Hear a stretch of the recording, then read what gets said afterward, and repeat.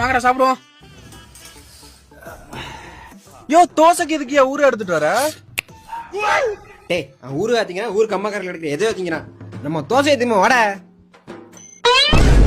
எங்கடா தோசை? ஏன்டா ஆறி போன டீ 5 தடவை சூடு பண்ணி குடிப்பான். அவனை போய் தோசை ஊத்தி சொல்லிட்டு ஏன்டா ஊஜா வாங்குறீங்க? நான் சாம்பார்ல உள்ள காய்கறியே தின்னுட்டு. ரைட்ரா டே, நான் போய் தண்ணியை குடிச்சிட்டு படுக்கிறேன்டா. இதை மட்டும் அமைச்சு வச்சிருக்கீங்க? இதையும் சின்ன தொலை.